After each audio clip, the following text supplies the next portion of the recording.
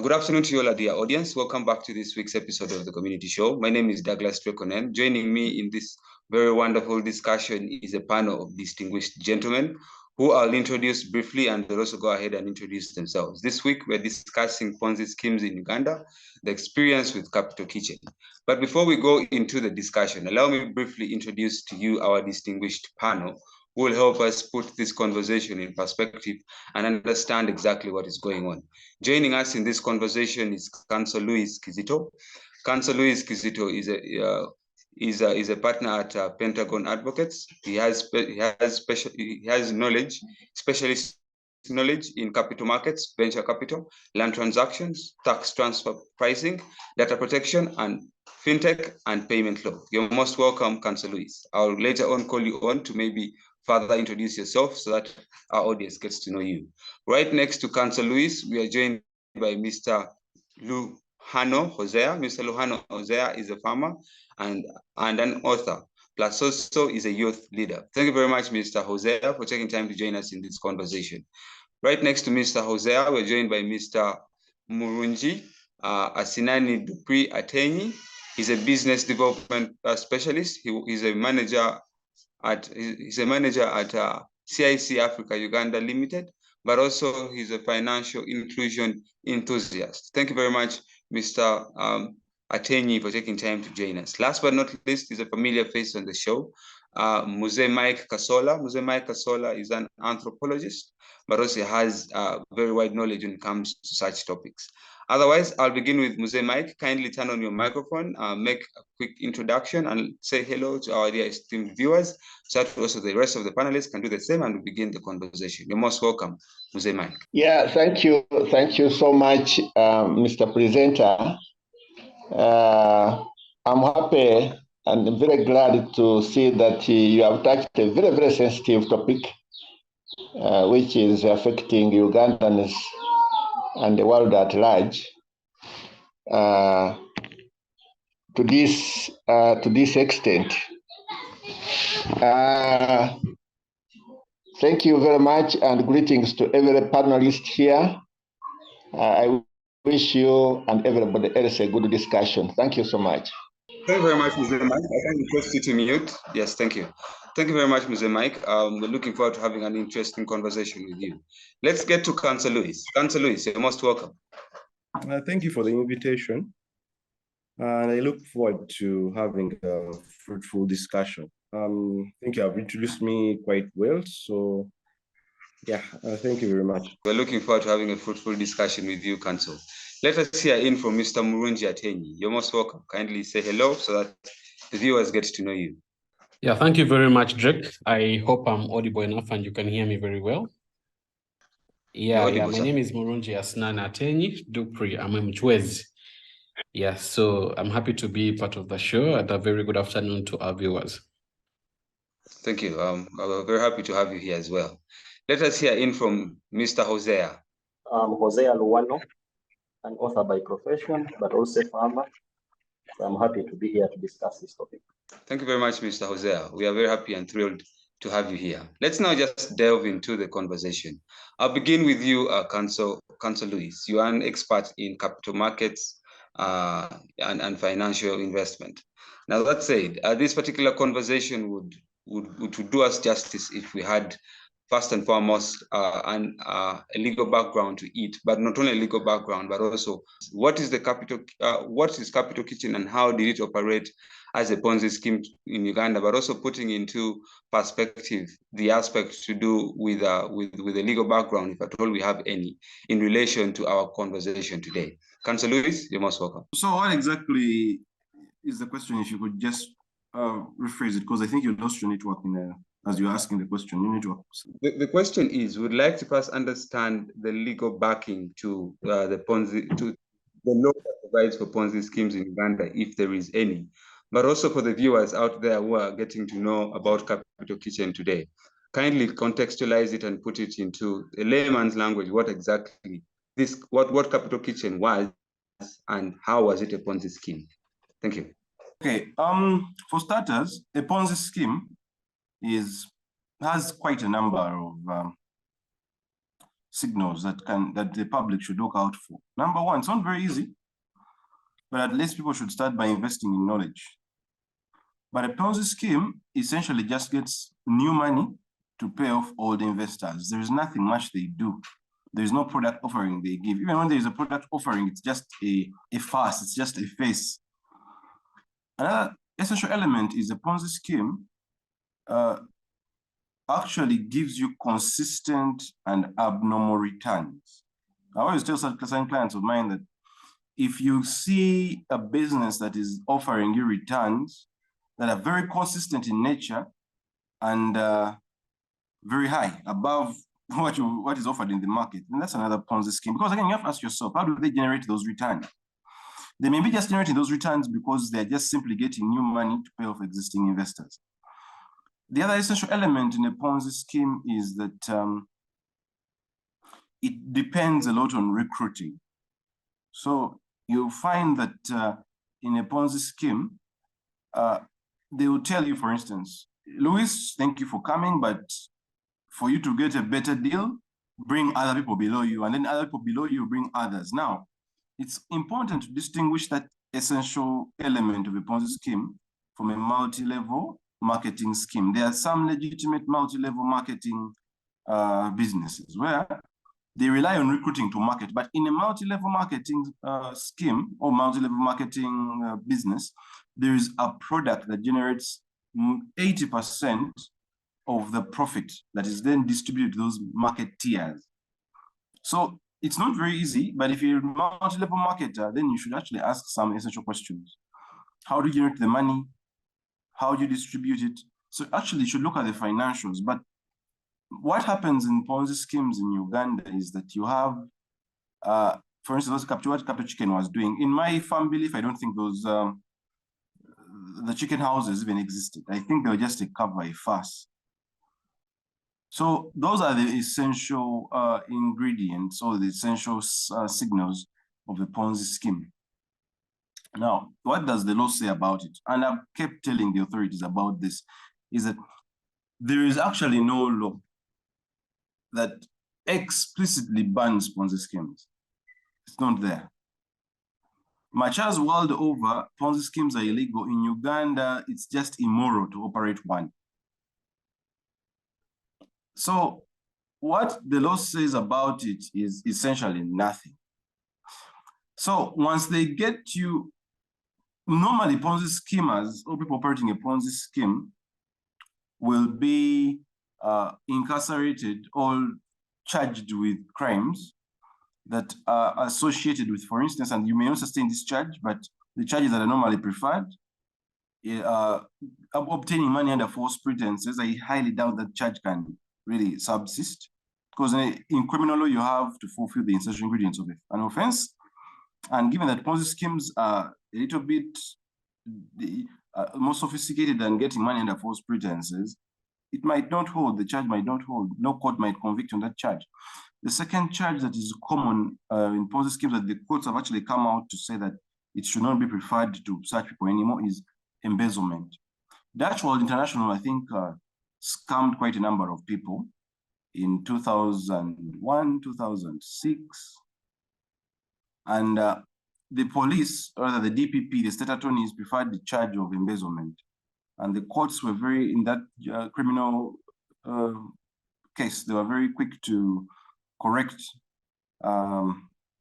the state attorney who preferred that charge that, you know, if someone is not a member of a company, he cannot claim that his money was embezzled. So most people who invest in this are not shareholders, are not directors. So it's they usually can't be embezzling. So it's not easy to fulfill the ingredients of the offense. So I'll go into what the law should do later.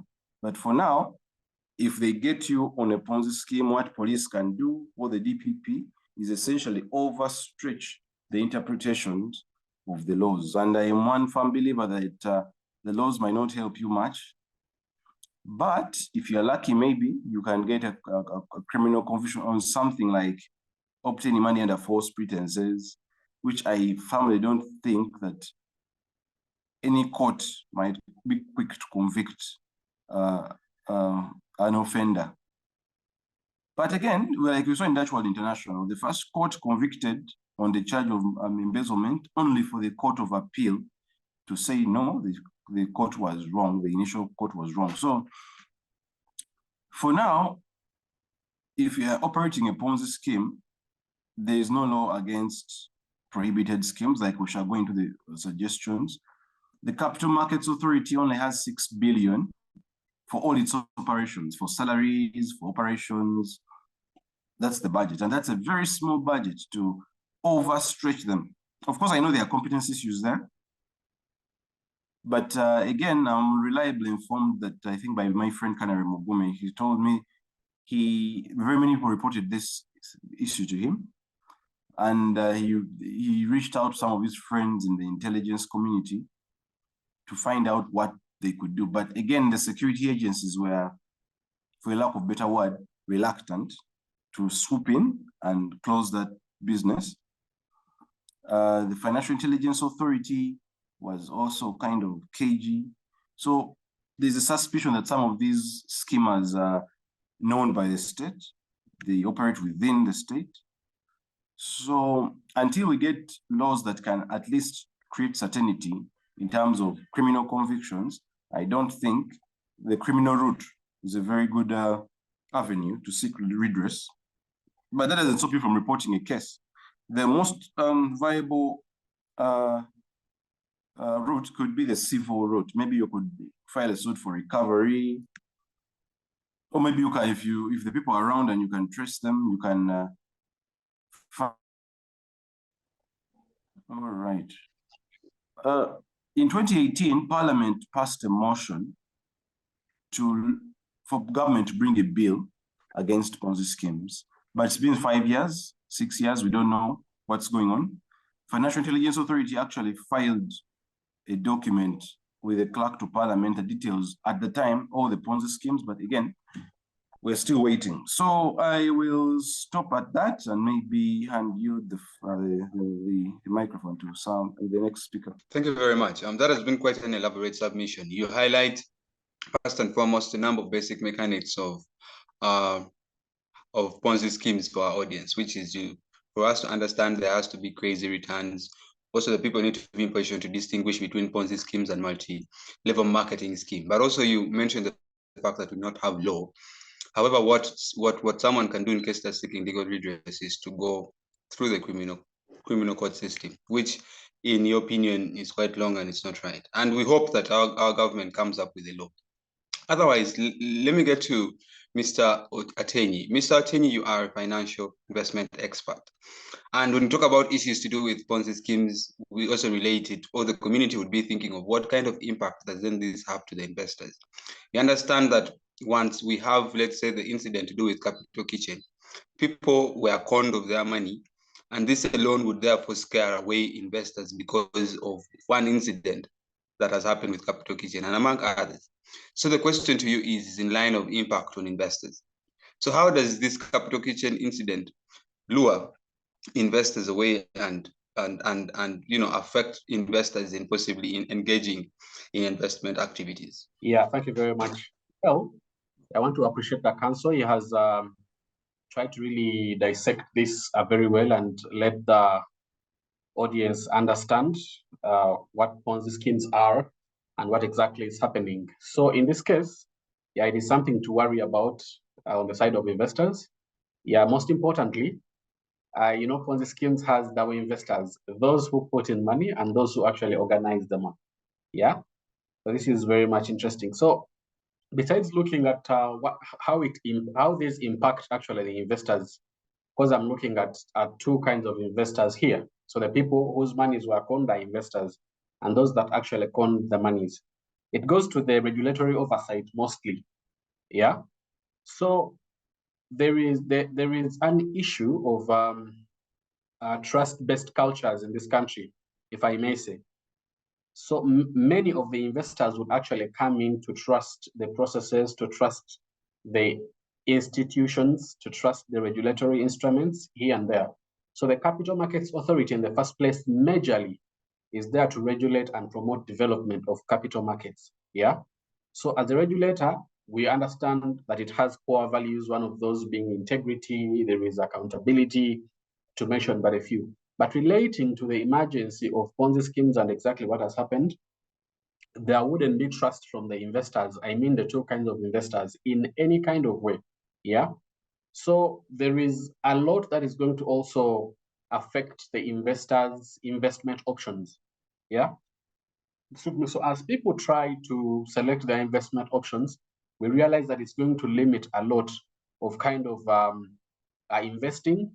I would say that there is a lot of liquidity in this country, according to my analysis. We see a lot of people have good money, but we only see the problem with investing. So these investors always want to choose their investment options in line with promises of quick wealth. Yeah, we understand some of them are skeptical, some of them, yes, want to invest and get money, but what exactly scares them out? Now, this is the likely effect of these Ponzi schemes, which would be the impact and exactly how they're impacted by these schemes. Most importantly, we've seen them actually take a different diversion. A lot of them have acquired assets. If you're to look at very many areas, mostly in the Greater Uganda area, we have seen a lot of people invest in assets like land. A lot of plots of land have been bought off, a lot of houses, which is very interesting. But when it comes to investing also in a different financial kind of papers, this is going to really be a little bit hard going forward because of the Ponzi schemes. When I look at a big challenge coming from the regulatory oversight, because besides the regulator, these companies actually have to be registered. So as they get registered, there are different forms that they fill. There are those forms that actually require details of the directors and each and every particular that actually government may need to have for someone to register an entity. Then there is also a regulator, just to ensure that there are developments of capital markets.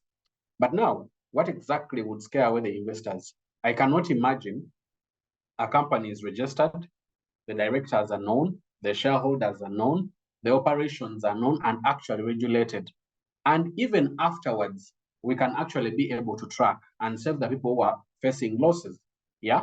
So here the problem comes in a way that they are untraceable. Just like the council said, should it be suspected that some of them are within the systems? Because I understand they would also maybe need business in the times to come. Yeah. So as they need business, what exactly would they use? Would they use their certificates? Would they use their forms? Would they use their tax clearance certificates also? Would they use any kind of a document that they registered with? So we understand that actually their details should be there. So how did they come in place? Yeah. So with all that skepticism, there is no investor who would actually be very much comfortable with investing in one way or the other around, because we understand a lot more is coming. We hear an investment that is close to the capital chicken that is happening, and there is a big worry. Some people are thinking that actually the gentlemen haven't got to the threshold so that they can run away with people's money. And we understand that we have a lot of people around making money in the Middle East, our young men and women who have actually been good clients to these schemes. So there is a big worry what could exactly happen to them. Yeah. So maybe I could also talk about impacting the investor's character. Yeah. So the investor's character here in Uganda is impacted. On the other hand, I don't want to say that it is impacted positively in as far as trying to encourage the investors actually choose wisely when they want to invest.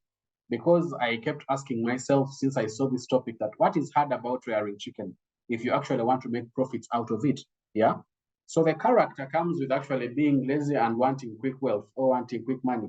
So there is that big character. We know a lot of people having some good amount of money on their bank accounts, others under the beds and etc.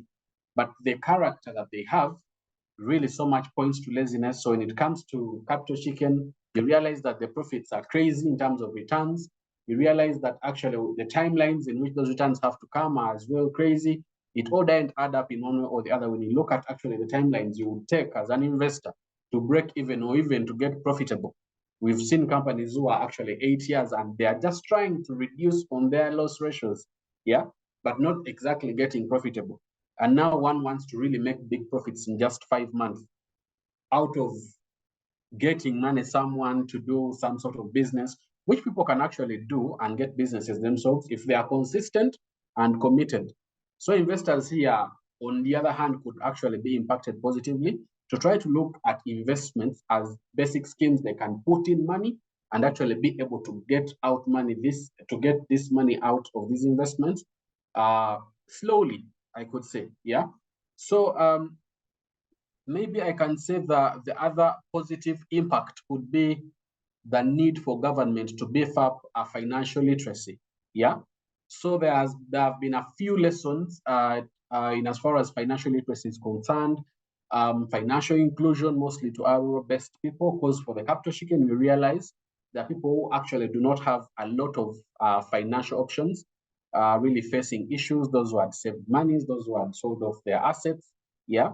So this could actually help the government, that is, in case this problem actually is not being rooted or is not stemming from their end.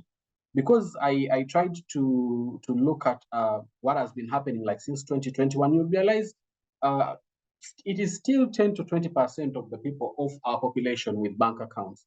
Yeah. Even those who would like to look at materials, read and all that, still, when you check at all the providers, telecom-wise, we still have 13 to 20% people who can like access the internet, who can get at least to read more articles to see what actually set different precedents in one way or the other, so that they can make informed decisions before they go into such kind of schemes. So in one way or the other, you're going to realize that the investors will continue to run away if this happens. And the major point here I focused on, besides others, was mostly the regulatory oversight. So if actually no change is made, because now here there is a positive impact, like I've said. So if they can beef up financial literacy, yeah, a lot is happening within the circles and the other banks and the insurance companies. Yeah, if they can as well try to streamline, and follow the core values and also get to their mission and even the main ends as well they operate, is going to really, really support. Because I still so much worry that we have a regulator, we have people who are really incentivized very well to carry on investigations, and we can even fail to really locate directors of such companies that really con people's money. It is a bit regrettable, but I think here the investors are impacted negatively, but also positively in terms of learning the hard way. So that is my take, Drake. All right. Thank you. Thank you very much for that quite elaborate discussion on the impact this has on investors. For now, I'd like to get to Muse Ateenyi to help us take us through the psychology. Muse, my question to you is in line of psychology of psychology of Ponzi schemes. So what psychological tactics do Ponzi schemes use to manipulate and deceive people into investing? Yeah, thank you so much, Drake. But before I go to the psychological aspect of it, I wanted briefly to highlight something very important about the Ponzi scheme. Ponzi schemes are one of the many fraudulent schemes that we have around the country. It's one of the many schemes, fraudulent scams, or fraudulent schemes that. For now, let's get to Mr. Hosea.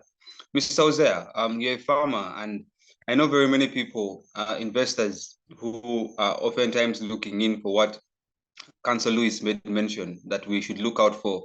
If I told you see crazy returns, be wary that that's the Ponzi scheme. The question to you is still going to be in line of the impact this has, not only on the investors, but on the ordinary person as a farmer. How does this then affect the people in agriculture in terms of investment in such schemes, but also investment as a whole?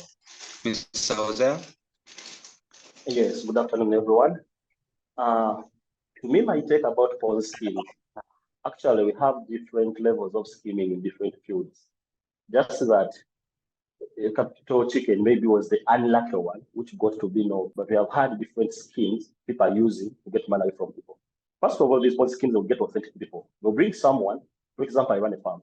So someone will collaborate with me, even if they don't run a farm, they will bring you to my farm, they will teach you about something to win your trust. So sometimes, even if you go to the details, for example, if someone says that maybe even Catholic chicken never had houses for the chicken, but you may find out that even had a place where they could take people, demonstrate what they are doing, yet literally they are just trying to brand. Someone will brand something for you to be able to believe in it. Now you'll find out that they will give you unrealistic information about everything. They will try to give you only the positive bit of everything they are trying to tell you. Someone will convince you, okay, for example, you're going to poultry. There's sometime we were at Makele and someone came to tell us about chicken farming and said, you know, when you have 10 birds, each bird lays 10 eggs, hatches all the 10 eggs.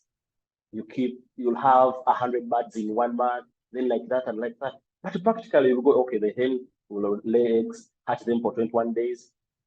So they won't tell you that yes, they may lay 10 eggs, but they want to hatch all the 10 eggs. And actually, some of these things are actually even running on media televisions, which are of big brands. You'll find out someone teaching someone that a goat can produce 2 times a year. And practically, it is impossible. And it is on a media platform where everyone would believe that it is actually practical. But some of these things, I don't want to blame much people that, oh, people don't want, maybe they don't want to work or they don't do what. Some of these Ponzi schemes, what they do, they will make you believe that actually, if you're going to do something, the infrastructure part is a bit more expensive for you to implement. For example, if you come and ask me about goat farming, what I will do, I will inflate the prices for setting up the infrastructure so that you believe that, it may be hard for me to set up the infrastructure. Let me join this man so that maybe he keeps 2 or 3 goats of mine. Now, someone will tell you, okay, you buy 2 goats, at the end of the year, you'll have 6 goats. And even if it is producing 3 or 2, that is not a possibility to you, the investor, for you to be so sure that the goat will produce 3 or 2. But they will make you believe, okay, at the end of the day, this is the amount of, or these are the goats you'll have. They won't let you, they can die. We have also costs in maybe treating the animals. Now for capital chicken, yes, birds die. And another thing. Now someone has told you invest in capital chicken, they are going to do up to the end goal, which is selling the birds to the final consumer. Then the question would be, how many supermarkets do you go to, or how many selling shops do you find any product of capital chicken? Because at the end of the day, you have to know where the product is going. So if the end user is the person who is going to consume the chicken, so people were investing in, they find out that, okay, their chicken is even on the market. Because, for example, if I'm investing into something and I find it somewhere and I'll be like, okay, that is my investment. That is where we put our money. Those are the shoes we are making. But someone is telling you, okay, we are investing in chicken. A period of time passes on the market, or even if you go to the supermarkets, you won't find anything to prove that your chicken actually is now on the final consumer, that you're making the profits. What they will do, maybe they'll give you some money from all those ones who are just joining. So they join, they pay those ones who first join. So they will have even some people who even will believe that they are actually gaining that money. And it will be true, because those people who will first join, they will make them win the trust of the scheme that they are getting some profit. So they convince you, yet for them they are joining, they are like gaining from the people who come in later. And these schemes are even money field. There are many schemes here where you go, they'll be like, okay, you come in, every person you bring in, we shall give you $1 or $2. But you register with 800,000 shillings. Now you ask yourself, okay, maybe this scheme, maybe when it is in a developed country, it may have worked, because it may be a big pool of people who can afford 800,000 shillings. But you're in Uganda, where the pool is not that much big. Someone is asking you that every person you will bring, we shall give you $2, but that person just has to bring 800,000. Now you go to a pool of your friends, you only find people who can afford the 800,000. So if everyone recruits another one, then the last person will recruit who? And the person is telling you that every person you're bringing, they're going to give you $1. They will use the statement dollar, and then someone will be like, okay, we are making too much money. Yet $1 is actually 3,700 shillings. And the person you'll find out is investing in actually 20,000, 50,000, looking for people to earn 3,700 shillings. And at the end of the day, it is a bit tricky. And the people will be convinced, because they invested their 800,000 shillings, and they know to earn more, they will have to bring other people. Even they end up bringing other people on board and end up killing the trust. Maybe another thing is that about trusting, that we trust but sometimes you trust the wrong people. You may be there and you call your friends, okay, like 5 of them, can we start something which is practical, and run it as a company? Each one brings a different money and we invest in, and they are not convinced. And someone comes with a Ponzi scheme and they're willing to invest where they can't even monitor. They can't even feel the sense of their money. So in a country where there are high levels of unemployment, actually even it is hard to run. We are good at starting businesses, but most of our businesses don't even see their first birthday. So if a person finds an opportunity which he believes, maybe when I put my 100,000 here, if I put my 200,000 here, I can get back the money. You may be like, okay, it may work. But at the end of the day, there is knowledge gap. Because these phone schemes are not only about Uganda. Worldwide, if you have ever heard of Bernard Madoff, that was in US, someone who schemed people really good money. But these people are, at least have built their brands. They can easily convince. We have even here people, I don't want to face them as motivation speakers, but a person will literally explain something they don't even have, but they just have knowledge about it. Someone can come and read about cars and convince you about cars, yet even doesn't own any car. And even a person will consume that and won't believe the other who owns a car when he's poor. Many people would rather listen to people who are telling them about farming because they have maybe books, too much books in farming, they have researched more about farming, and they don't believe that going to listen to the other rural person in the village who's doing the typical farming has more knowledge more than this person. Because there are some things which are practical in business you learn physically, which in paper and even in research I won't find. So to me, there's a bit of knowledge gap, and they need to have quick money. That will be for now.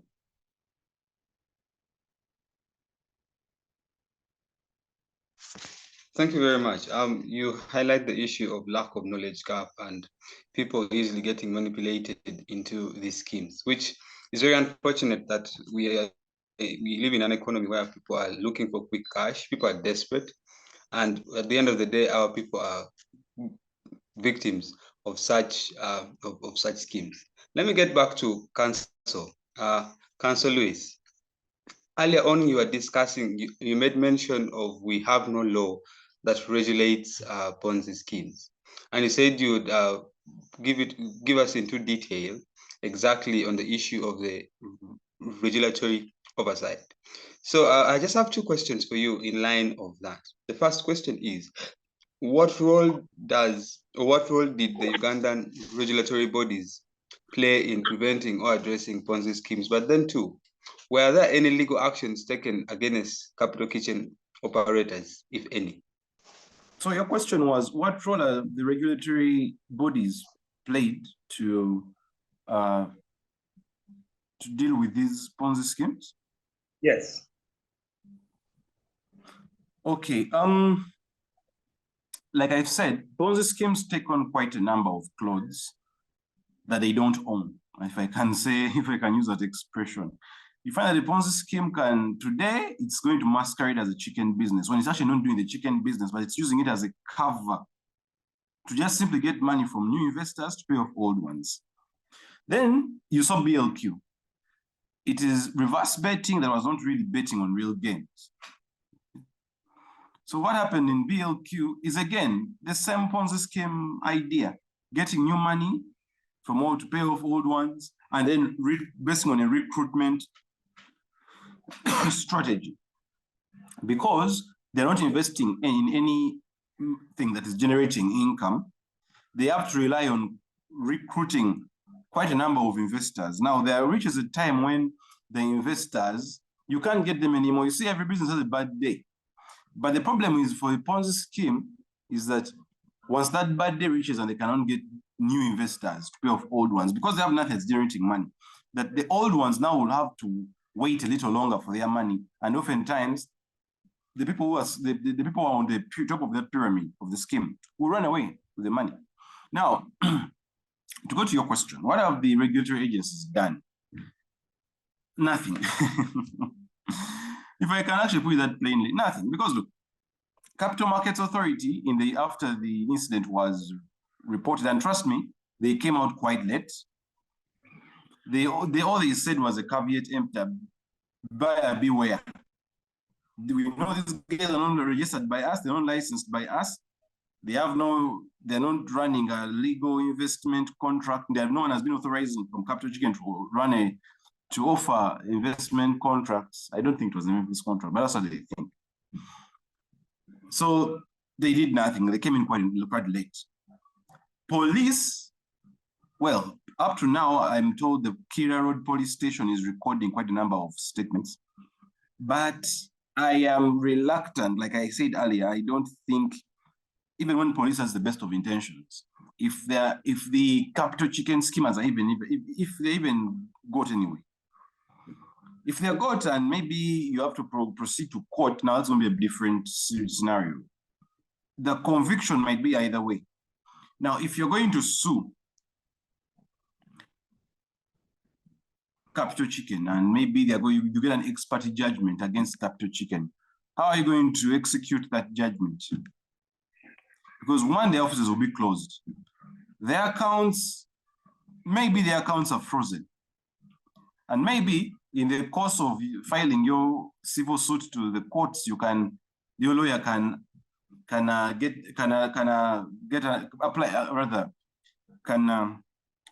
in an application for attachment before judgment. Maybe. Did Financial Intelligence Authority come in soon enough?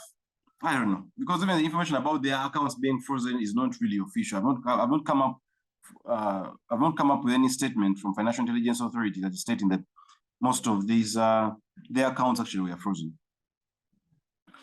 Now, what I suggest to be done, okay, before I even go what I suggest to be done, I can just say this. When in Uganda, you are all alone, especially when it comes to looking out for yourself. I think you're on your own, certainly. Now, the tips I can give someone who is in a Ponzi scheme is, number one, Ugandans have a problem.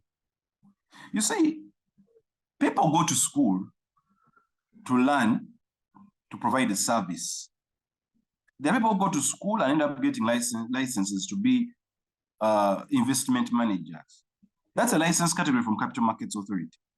There are lawyers who have largely specialized in commercial business and practice.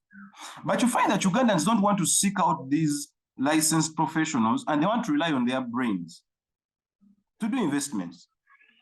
You find someone who has never stepped in a classroom, a business classroom, but because he thinks he has made money and he can invest anywhere, he puts his money. So I would encourage that Ugandans don't look at professionals as a luxury you cannot afford. Because if you look at professionals as a luxury, you will keep running into these schemes. Because any professional licensed investment manager by Capital Markets, if you had sought his advice, he will have spared you the 100 million, the 20 million, the 50 million you lost. But because Ugandans don't want to pay up for services, they end up in this catch-22. So for me, next time, if you get an investment opportunity, run it by an investment manager. And the Capital Markets Authority actually releases that list every month.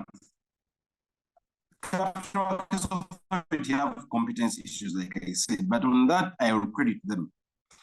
Every month on their website, they put up a list of licensing advice. Now, if you're getting a scheme that you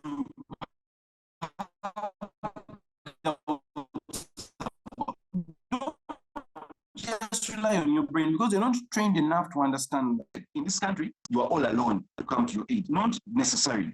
In this scheme, even within the system, it's possible. So next time you stumble upon an investment opportunity, run it by your investment manager. Investment managers are people who are licensed by the regulatory body called Capital Markets Authority to advise the public on investments or to invest on other people's behalf. But the problem we have in this country is that professional advice is rarely sought. You have people are self-medicating at their doctors. So it's the same with investments. You're not trained enough to understand how a business operates. So in order to exercise due diligence. Don't rely on your brain, because you know how chicken farming is. You don't know how the investments are, the number of regulated products. And I think that takes me to another question, to another answer. The reason why people are actually investing in Ponzi schemes is that there are limited investment options in this country. And that's an argument, that's a discussion I've been taking on Capital Markets Authority regulators on. One, you have shares. MTN is offering its, rather Airtel is offering its initial public offering. But how often does an IPO come? Rarely. Actually, in the past 10 years, we have had 3 IPOs. That is, and all of them have had their issues. But we have had, Umeme came in towards the end of 2012, but 10 years we had Cipla, now we had MTN 2 years ago, now we have Airtel. And they have all been undersubscribed, attractive enough. Even the capital markets products are limited to bonds and shares. Someone who tries to innovate gets a problem with capital markets. So we have friends who want to subject themselves to the license categories of the Capital Markets Authority. But the Capital Markets Authority, because of knowledge gaps, these people end up going to court to get an order to force Capital Markets Authority to do what it's supposed to do. So Capital Markets Authority should amend the law to make it attractive for people who want to subject themselves to regulated product offerings to actually submit their applications. As it stands, even now, for instance, 2 years ago, 2019, 2020, there was someone who went to Capital Markets Authority and wanted to offer something called an exchange traded fund. An exchange traded fund is like it's similar to a unit trust. Only this one is listed on the stock exchange. A unit trust is one that pulls money from investors, and then the investor, the licensed fund manager, invests that money on people's behalf. But that gentleman had to actually go through a court process. And yet this was already something that is widely known. So I'll conclude by saying this. Do not invest. If you want to invest your money, they are licensed individuals who you should pass by. Well, it looks like we have lost Councillor Lewis. Mr. Murungi, Ateenyi, are you there with us? I just want you to quickly come and answer the question I asked Muzei earlier on about the psychological games. You're actually breaking. I didn't get the question very well. Kindly say again.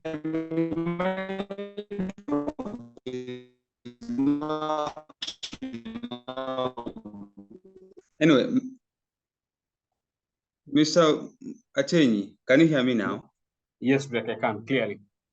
Yeah. So my question to you is in line of the psychological games this Ponzi scheme play, along what I'd asked Muzei earlier on before he jumped off. The question is, what psychological tactics do Ponzi schemes use to manipulate people into investing in their schemes? Yeah, thank you very much. I will. What I've discovered lately is that they first of all study the culture, I can call it the kind of trust culture of the type of people that they're going to deal with. Yeah, I have heard clearly how Hosea explained the beginning of their businesses, how they first capture the minds of the people, you know, so their net promoter score kind is always high. People are always able to refer the others to the same schemes. So it is, first of all, a big referral base that they base on. And it is in terms of getting the first incomes, rewarding the first people. And if some have applications, actually they give commissions on applications. So this is the kind of business you would be in. Yes, you give in money, you get profits, you download an app, you get a commission, you refer someone, you get a commission. If you have downlines, they'll also do the same. So someone is going to definitely look at as quick wealth, as quick money. Someone is going to look at it as something that could really bring in returns after they have acquired like a loan, after they have got some money from relatives here and there. So the psychological understanding of this from the client's point of view is that this is money they can actually do from home. We always look at very many online platforms, friends advising us to work from home and earn $5,000 in 3 minutes. So exactly this is how it looks like. Once it enters actually your mind, depending on the precedent it has set in the short time, a lot of, use Uganda as an example, a lot of Ugandans like this. I talked about how some of the few that have money become also lazy to invest in proper investments because suddenly they don't want to take time to get the returns or they want quick returns.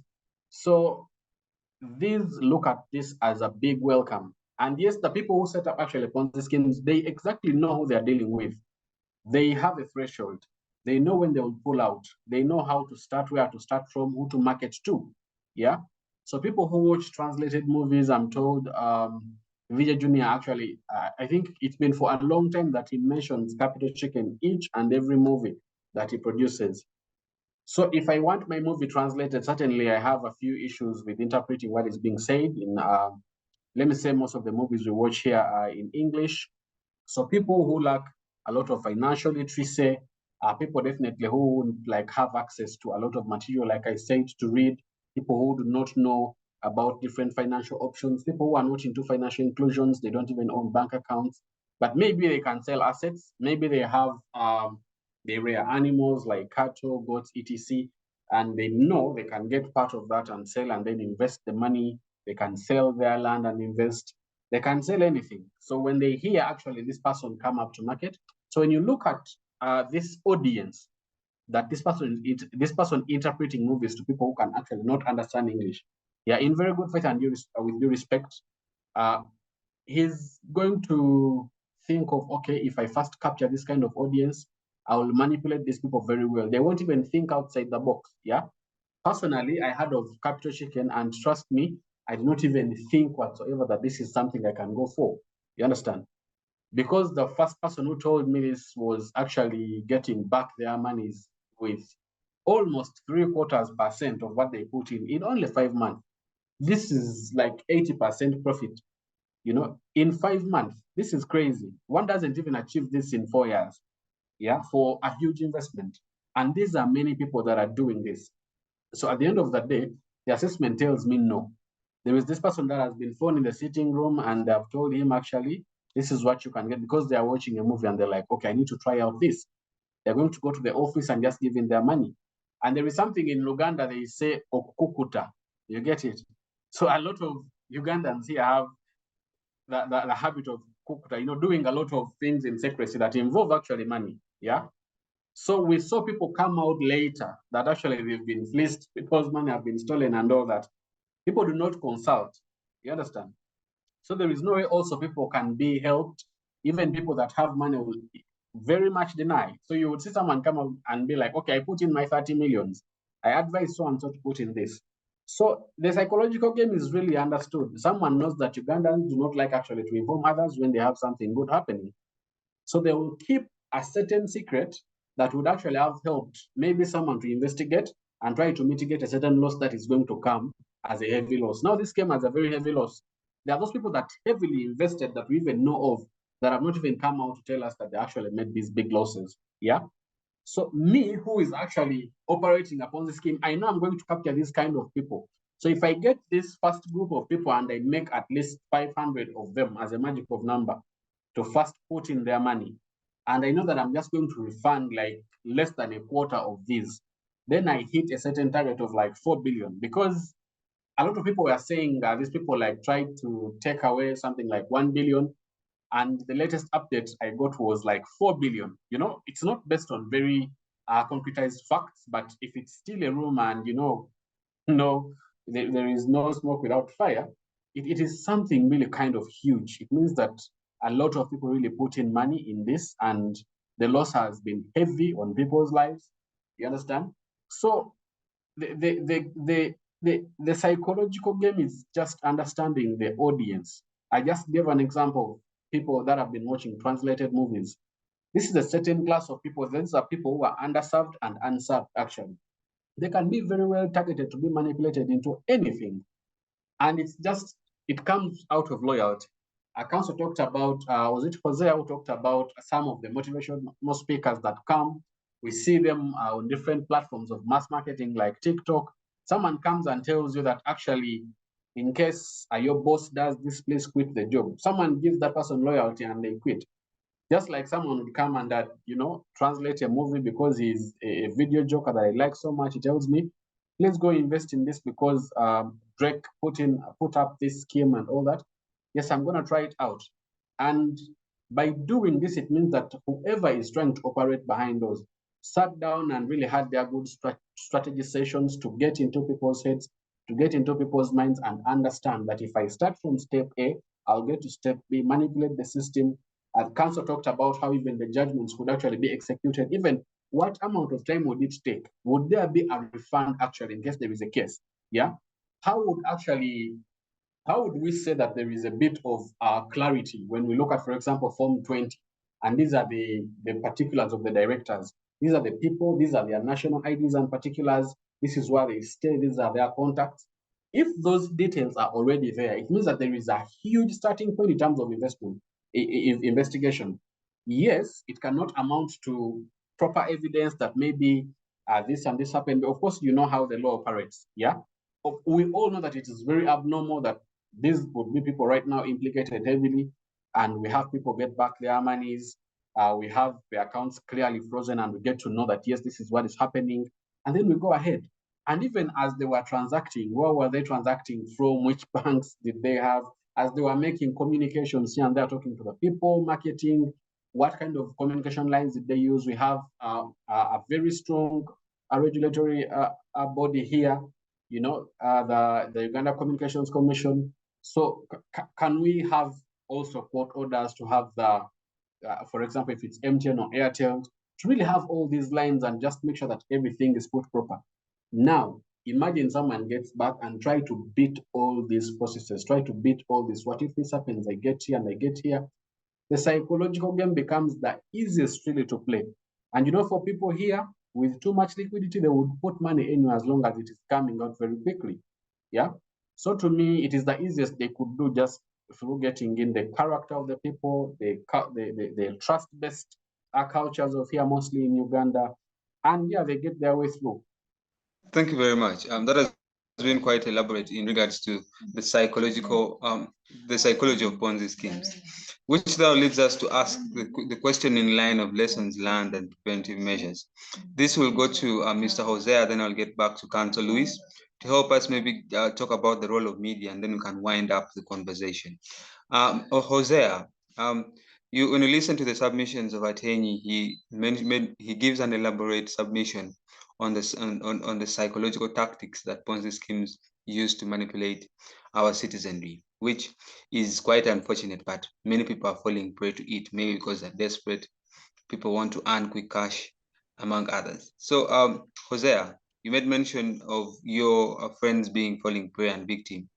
So question is, what lessons can be drawn from the Capital Kitchen case to prevent future Ponzi schemes in Uganda? But then too, what resources and education are available for people to better understand investment opportunities and potential red flags? Hosea? Thank you. Thank you. Are you hearing me? Yes, we can hear you. Okay. I'll start from Mr. Ateenyi's point of trusting.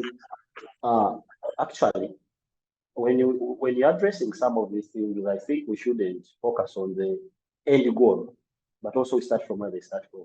For example, in software development, you'll have back end and front end. So the back end, what is the back end of all these Ponzi schemes?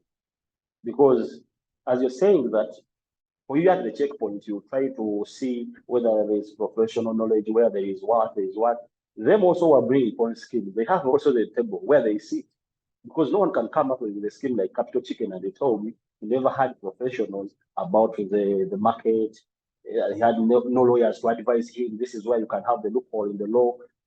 Actually, these people also take enough time to know that at the end, if there's something wrong, this is how I move out of this. So sometimes even the professionals, yes, we may have professionals in different fields, but what is the level of their availability?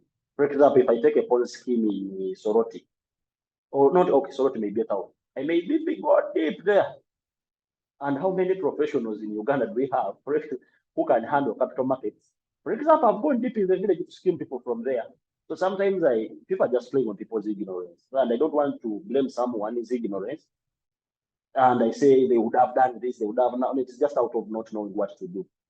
And to me, I think we should, that knowledge gap. And I would advise someone, because investing, these Ponzi schemes, today it will be in farming, another time it was betting, another thing it was, for example, we have people, they tell you, come, buy the product, and after you go around hawking them. I know you know such people. You buy basins, you buy cups, you buy what, bring 600,000, we give you these things, you will get profits. So someone is even making you work on your own money. Like your money you brought, they bought the stuff, and then they made you to be a hawker. So you start getting from that same money. You invested, but the investor is working to earn. So someone is just seated, playing on your mind. But at the end of the day, we just have to help these people bridge the information gap.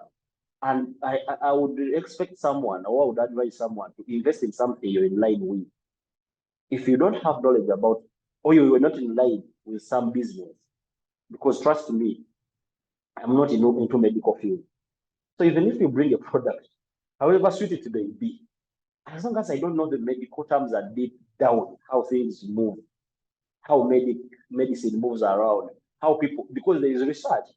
Because even if you're going to invest in medicine and someone tells you you're going to do an app, maybe which is checking the teenage pregnancy, that means before you invest in that, you should be knowing what is the rate of teenage pregnancy. Do we have the customers for that? Do we have the market which is going to use that same product? That means if I don't know anything in the medical field, I would rather not step there, because that means I don't understand something well. Now I'm in the field of farming. That means you can't get me off guard. You tell me something and I'll be like, you've said you're using this certain amount of money to run a product, this much, the food, feeding, workers and what, and you're not telling me the risks yet. I know the risks. Then I will come here actually argue with you with an informed mind. But some of these things I would advise someone, invest in something you're in line with. Let those who understand music, dance, and drama invest in that. If your passion is into transport sector, at least know something about mechanics and what. You take your car in Uber, and one day they will be telling you brakes do this, Simanya water pump do this. Now you don't even have the knowledge about how long a water pump works, how long should fuel over these kilometers move with this kind of fuel. So at the end of the day, someone will play on your mind because you entered into the field, you targeting the money, not targeting the process. Yes, I'm getting it. Yes, I'm just requesting you to kindly wind up, and then we can get to the other panelists and we can go into conversation. Oh, okay, fine. As Mr. Murungi said that there are many people who have invested in these schemes, we shall not even find out, because literally, people that you swallow. Actually, some of these people they are stealing. Actually, they are not even illiterate. Here we are focusing as if the knowledge gap is among people who don't even know these things. These are professionals. They are scheming, and they will fear even to come out to be like, I lost 2 million or 5 million, because someone will be like, hey, a full council, a full doctor. So there are some things which are going to go under the carpet. Thank you. Thank you very much, Hosea. That has been a very wonderful submission. We're almost reaching the end of our discussion. I just quickly want to bring in Mr. Ateenyi. I've seen my brother has dropped off, but I think hopefully comes back and then we can wind it off. This question is going to go to Ateenyi. Is in line of victim support and recovery. We have many people who have fallen prey to this, and possibly we do not have any support system in place. As Council said, we have no law. So I'm not aware if at all even have any victim supports and recovery. But the question to you is, are there support systems, organizations in place to assist the victims of Ponzi schemes like Capital Kitchen? But two, what steps should individuals take if they suspect that they have been targeted or affected by such schemes? Ateenyi? The question of just Mr. Murungi, in line of victim support systems, which the question is, are there support systems, organizations in place to assist the victims of Ponzi schemes like Capital Kitchen? I don't think here we have developed such systems because, first of all, culturally, we take some things for granted. Like if I ask you, how many people get emotional support after maybe an accident or a business loss? Do we have even professionals? Yes, we may have professionals who handle that, but do we have those centers where people can go to? Then, because the first person who would intervene into this would be the capital market itself, the authority itself. But you wonder how capital chicken ran for those months when the capital authority, regulating authority was there, seeing everything.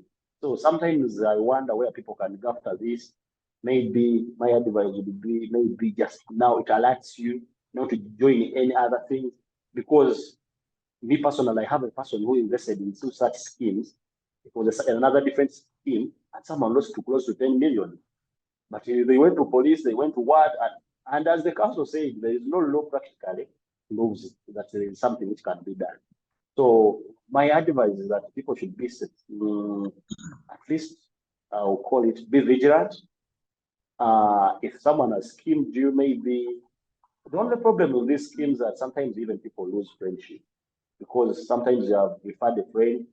So if someone is schemed, they'll even take that blame to you, not even to the person who has schemed, but they'll be like, it is Mr. Dagalas who told me to join this scheme. So they won't blame actually the capital chicken. It will go back to you. So it has a big impact. It is beyond after only losing money. It has other big. Thank you. Councillor Lewis, I see you're back with us. As we wind up the conversation, I just quickly want you to hint on the role of media and public awareness. Be that you're a lawyer, and obviously you have the mandate also to create awareness and let the community know about these Ponzi schemes, but also media has a very critical role in doing so. So the question to you is in line of media and public awareness, and I can just put this forward into two questions and can maybe then go to concluding remarks. Is one, what role does media play in raising awareness about Ponzi schemes, and how can it contribute to educating the public? But two, how can the community and public help in preventing Ponzi schemes? Council? I'm going to first put off the video for some time because I'm having quite a number of network challenges, but I think you can hear me for now. Yes, we can.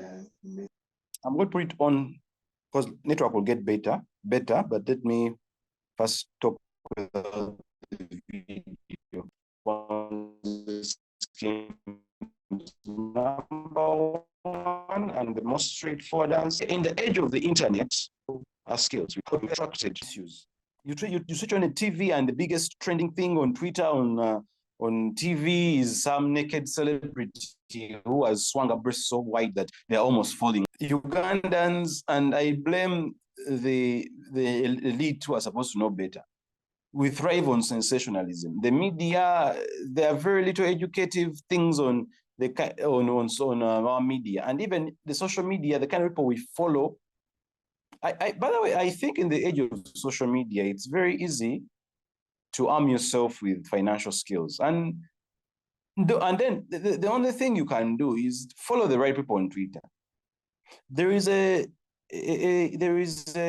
series on Netflix. It was really, I hope everyone here can get access. But Netflix productions are online, so I don't think they're strange to only Netflix subscribers. There is a series that was released in January this year that I encourage everyone to watch. It's called Madoff, the Monster of Wall Street. It was released on the eve of New Year's this year, I think around 5th January. It explains to you how Ponzi schemes, how this gentleman in the US ran a Ponzi scheme for about 30, 40 years. And the regulators in the US noticed after 40 years.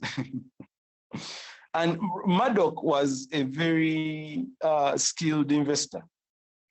But like I said, any investment that promises you consistent returns that are very high above the market and that also guarantee you that there is no risk, that's a fraud. That is an outright fraud, certainly. Anyone who comes by you and tells you that, I have an offer, a product offering, and in this offering, I'm going to give you 40% return on investment, like Capital Chicken was claiming. And in terms of risk, it's little to zero risk. That is not possible, because in business, for you to make money, you have to leverage certain risks. The only the only product I know of in the market that is has almost 0% risk, but again, you can't say it's zero risk. It has certain risks, but at least in terms of default, there is zero risk. Just default, not other things like market risk and operational risk. I'm talking about in terms of limited risk, in terms of defaulting and not giving you money back, is a government bond, because government is not going to run away. So if you invest in a treasury bond, yes, the market signals will go up and down, market risk, yes, there are small risks, but government is not going to run away. Even when government changes and they tell you they're not going to pay you, another government will come and pay you at some point, or maybe your grandchildren. But world over, government bonds, yes, governments default, but again, somehow you get your money back. So the only almost zero rated, not even almost, I'm saying almost, not entirely zero, because there's a certain portion of risk attached, is a government treasury bond. Government has bond auctions every week, but how many people know about bonds? The only thing Ugandans are investing in is risk, is real estate. That is not a prudent way of allocating your money. You have to diversify your investments. Put some money in real estate, put some money in licensed products by Capital Markets Authority, put some money in other things like gold. You can get in this country, getting gold and having it may not even pass the water test, but anyway, you know, this is the country we're in. So what can the community do? I think the circles that we join at that small level, or an investment group that you join, should also go an extra mile to have financial literacy classes. And these things are not hard to do. It's a matter of going on YouTube, getting the right people, following the right people, or even when it's on YouTube, they are licensed investment managers. But the sad story is there are also circles I know that invested money in Capital Chicken, you can imagine. And yet a circle which is getting people's money is supposed to prudently invest that money. A circle is supposed to have access to an investment manager. Actually, circles these days are not even encouraged, because you find there's a person who's running a circle that I know, a friend of mine. He allocated the investment portfolio of a circle to real estate. 100%. You're getting people's money and investing in real estate. Now, real estate is a long-term investment. And it is not liquid. It's not that you're going to get the money as and when you want it. That's why NSSF, when they're investing people's money, they invest via professionals. And even NSSF does not invest all people's money in real estate. NSSF, if you look at their portfolio, actually 75% of NSSF's money that is invested on people's behalf is done in treasury bonds. There's another small segment of shares and that are listed on the stock exchange, Uganda and Kenya. Then there is that portion of real estate. But you find that here is a circle manager. He's collecting money, people's money, and he's investing all that money in real estate. In other words, he's actually tying himself to liquidity risk, because real estate is not as liquid. And sometimes if you're going to do it, it takes a long time. And even when you invest it in rentals, you're not so sure whether the returns will come in to pay off. So this is a country that is largely financially illiterate. And it's not being helped by the authorities, because even the authorities themselves, for some reason, maybe they have a vested interest in not having good laws passed to protect the public. So like I told you initially, I have failed to locate a year since 2013 where a scam has not successfully run away with the loot. Because I remember last year it was BLK. The other year we had OneCoin. The other year we had D9. Then the other year Dashwell International. Then we had Koway. I fail to mention a year in my adult life that has gone by without having a scheme that has successfully gone away with the loot. And it goes down to three actually factors. Number one, if people not trusting investment professionals. People investing themselves by themselves, they call it self-medicating, something similar to self-medicating. Number two, you have laws that are vague. So anyone who is coming with a scheme, you will know how to navigate. Number three, you have a highly financially literate population. Then maybe fourth, you have limited investment opportunities. So anyone who comes with something that is too good to be true kind of persuades many. But for me, I think the community can do this. Don't get your investment advice from churches. Those are not investment professionals. So moving forward, if you get any investment, the opportunity that you're seeing, seek out someone who's an investment professional. And these people, actually, these people are actually mentioned on Capital Markets Authority website. Then also follow the right people on social media. I think I'm just going to give people personal tips, because there's nothing much the community and the government can do. Because as I'm speaking right now, I drafted a bill along with the Director of Legislative Services. I drafted a bill along with the Office of First Parliamentary Council, and that bill deals with capital markets. It's a private members bill. In that bill, we have clauses that are tailor-made to prohibit what we called prohibited schemes, and Ponzi schemes fall in there. Unfortunately, this is a private members bill. Honorable Nabeta got leave of parliament last year in September. And I think you know what's going on in your parliament. I don't even need to explain it. Parliament is very distracted. Zake is all over the place. Boycotts are running all over the place. Now, even your parliamentarians, instead of focusing on real issues, like they are one of their colleagues who is bringing a bill, they are distracted, fights, pettiness, Chinyamatama coming up and saying she was abused. And now that is what is taking center stage. So now the serious business has taken a back seat. So, and we got a problem for Minister of Finance. The bill at some point, I think, I hope it gets on parliamentary business, but we've been having an issue with finance, because for any bill to be tabled for first reading, it needs to obtain a certificate of financial implication. But unfortunately, we have been having an issue getting the, we did get a certificate of financial implication, and now we have to go through a longer process. So I'll just conclude with a simple message to the people. Number one, please start trusting investment professionals. They exist for a reason. These are people who have invested in knowledge to serve the public. But this country, and this is my personal experience, is that Omuntu Wawansi looks at us professionals as a luxury they cannot afford. And let me tell you, if people go on with that mindset, they're going to keep losing money. Because lawyers exist for a reason. That's why law counsel licenses them. Investment professionals and investment managers and advisors are licensed, and they exist for a reason. But you find that that category of people is being utilized by high-end people. To the common person who lost 10 million, 5 million, which by the way will never recover, he looks at a professional who would have helped him avert that crisis as a luxury he cannot afford. So he thinks that he can utilize his brain. As a human being, you can never know everything. That's why doctors exist. We have to go to them, but most of us self-medicate. That is why lawyers exist, but find someone is going to enter into a contract without seeking legal advice. Then someone is going to invest money. He doesn't see the essence of seeking out an investment professional. So for me, my plea to the public is this. Do not get advice from the wrong places. Number two, don't put investments in something, or don't invest in something basing on trust.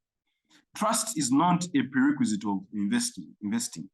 I advise venture capital funds, and venture capital funds that are from the US, from the UK, invest in technology startups here.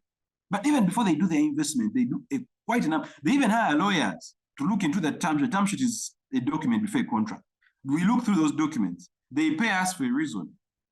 These venture capital funds, for them, they fund high-risk businesses, and they know the risk they enter. But even with the risk they are taking on, they hire a lawyer to look through this company. They actually ask the company, how long have you existed?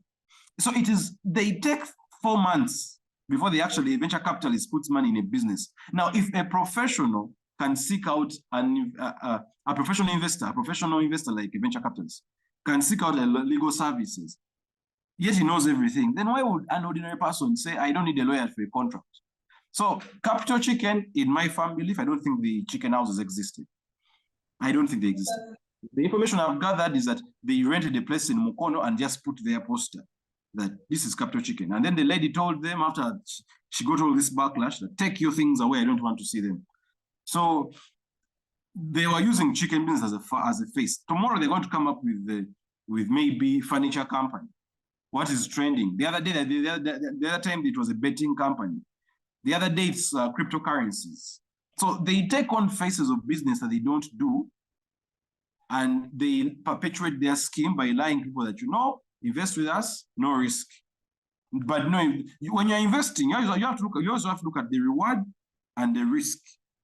There are ratios, the reward-risk ratio. If the risk is so high and the reward is also so high, you have to ask very many questions. If the risk is not there and the reward is high, again, you have to ask questions. The reward and risk have to kind of be in balance. But these are only details you get from a licensed professional investor or investment advisor. But what I would fault the regulators on is capital markets now has to go to parliament and ask for a budget to be a little bit more, go to the ground now. I have seen that they have been advertising unit trusts, but I think they've been going on radios and trying their best. But I think now they should run ads, tell people that if you're going to invest, this is how you should do it. So even Capital Markets Authority is sleeping on job. I have talked to Keith Karijira. He has issues with me, but I always tell him the truth. I tell him, you guys are not on ground. And yet you are up there in the sky. So for me, I would think Parliament should amend the law, the Capital Markets Authority Act, to prohibit these kind of schemes. 2, the public, the individual, trust investment advisors. Then lastly, don't invest basing on trust. Professionals exist for a reason. So thank you. That's what I could say on this issue. Thank you. Thank you very much. That has been elaborate, and we have reached the top of our hour. Let's just quickly get concluding remarks from Hosea in a minute or less. Then we shall come to Ateenyi. We can conclude with Council Luis. Mr. Hosea, kindly come and give us your concluding remarks. Thank you. My concluding remarks were, I don't want to play a blame game to anyone who has fallen under any scheme, because literally there's knowledge gap. Yes, we may have professionals, what, but how many professions are willing to go and establish and put their offices in Karamoja? How many are they willing to be in Kisoro? So that when those people target such people, they have a way out to run to. Even professionals themselves are skilled. So I don't want to put any blame game to anyone, but I would just advise people that enter into something you're in line with. Thank you. Thank you very much. Enter into something in line, invest in what you know and what you're passionate about. Mr. Ateenyi, are you there now? Kindly come and give us your concluding remarks. Murungi Ateenyi, are you there? Okay, thanks to all the panelists. To me, conclusively, I would just urge government, here I could cite out the Capital Markets Authority to really promote a lot of financial literacy. There is a lot that the unserved and underserved people can actually get to know. And as far as financial inclusion is concerned, there is a lot that our mainstream media could do in having segments to at least tell people more about financial literacy. So this will really help them so much to make informed decisions. Yeah, as the enacting laws really take some good time, I believe promoting financial literacy cannot really take a lot of time, and it doesn't need a lot of material to let people actually know. I really thank you very much and have a good afternoon. Thank you very much for those wonderful insights and submissions you bring to tonight's conversation. Last but not least, Council Luis, concluding remarks. Yes. All right. I'll conclude by a few suggestions, I think, that I've already stated. I think it was Warren Buffett. Warren Buffett is a renowned American investor. He always tells people that if it's too good to be true, it is certainly not.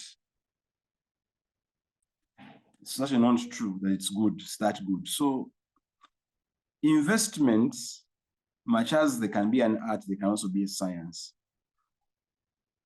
And next time you come across an investment opportunity, don't rely on your senses, don't rely on yourself. Investment professionals exist for a reason, because not all of us are good at investing. At least when you start your journey on investing, try to seek out some good advice on tips. then people should start following the right people on social media. Okay, you can follow Nampera, very good, but spice it up with someone like Kakande Alex on social media. Nampera can be for the evening. In the morning, you have Alex training you on financial literacy. But if you feel your entire schedule, Nampera and nudes and the latest celebrity who has worn the skimpy dress, suddenly the next time there's a Ponzi scheme, he will take advantage of it. So let us follow the right people on social media. Let us not rely on our brains to invest, and let us not base our investments on trust. Thank you very much. Those have been very wonderful insights. Follow the right people on social media, follow the right person, and look out for professionals to give us advice before investing. And it's been a very wonderful discussion. I'm very happy, and I've got the chance to learn from all these distinguished gentlemen on their insights on tonight's topic, which is Ponzi schemes in Uganda, the experience with Capital Kitchen. Otherwise, my name is Douglas Onen. I've been your host and moderator for today's discussion. It's been wonderful having you here, Councillor Kizito, Mr. Murungi Ainani Ateenyi, Mr.